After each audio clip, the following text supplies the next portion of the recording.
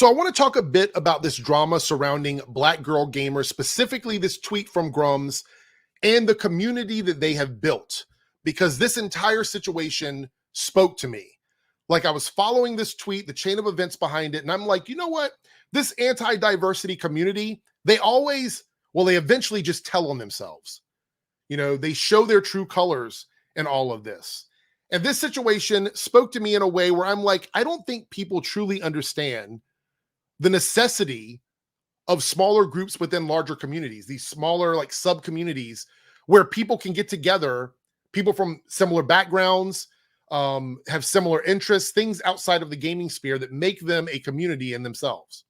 For whatever reason that might be. It might be because you all like fishing together, you're gamers and you like fishing, or you're gamers and you like race cars. Like, there's a lot of reasons why there will be subgroups within the gaming community that speak specifically to that group. And Black girl gamers is no different than that. But marginalized communities specifically suffer heavily in the gaming space. If you've ever been on like a looter game or something like COD or something like that, and you've heard the kinds of conversations that go on, you will know that bigotry is very rampant in those spaces. And there's not a lot that can be done when it comes to voice chat. So the stuff just happens. And you've seen this as an excuse before in the gaming community where the clips will come out and people go, you know, it's just gaming talk. It's just gaming talk. I was just calling people negative things and slurring people out because it's just gaming talk. And you see this kind of excuse go on. And when you see all these things like from Sweet Baby Inc. and this idea of diversity, it's very obvious that diversity isn't the problem. It's diversity out of the hands of the people that want to gatekeep the games, the people that want control of the games. Once marginalized communities are taking control of their space and their placement in this industry and saying, hey, we're going to push this forward so we can get more opportunities for people in our community, then it's a problem. But as long as the puppet masters are the ones controlling everything and deciding when a Black person can be in a game or when a gay person can be in a game, as long as they're the ones making those decisions, they don't have an issue with it. Then it's not a problem. But I digress. Let's get over to this tweet here.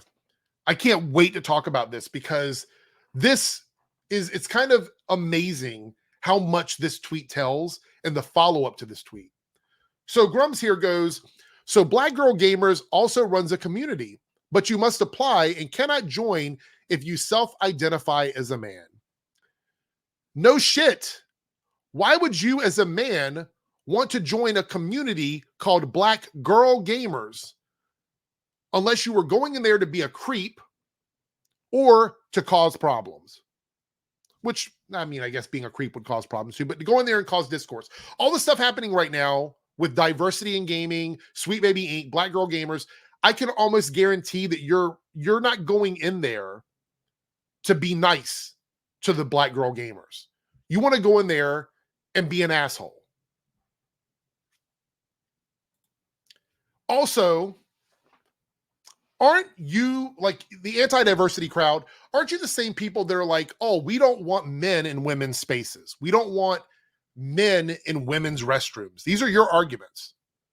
And I saw you tried to pull like a concern troll, like, well, are trans women allowed in the Black Girl Gamers community? Like, trying to act like you care. You don't care. You don't care. It's a concern troll.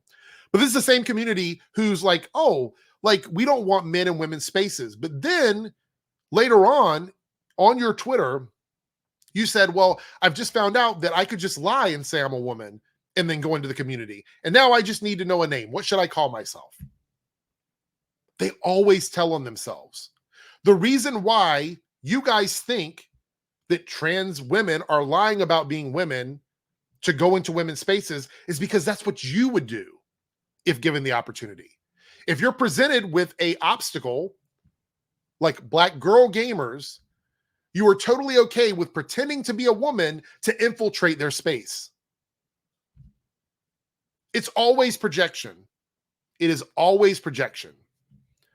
But let's talk about why these spaces are needed in general, why these communities need these kinds of spaces, marginalized communities, whether it be Black Girl Gamers, trans gamers, gay gamers, any people of color gamers, women gamers, whatever it might be. They need these communities because they can't have conversations about what's necessary for their communities in open forums with other people like yourself, because all you do is either make fun of it, you try to gatekeep it, or you talk negatively to these communities, just like what you're doing right now. The reason why a lot of communities in the marginalized space are so hot to fire off is because of the oppression that they've been experiencing for a long time from the greater gaming community.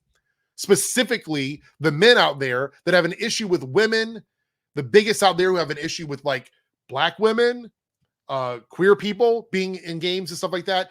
All of this is a response to that kind of nonsense.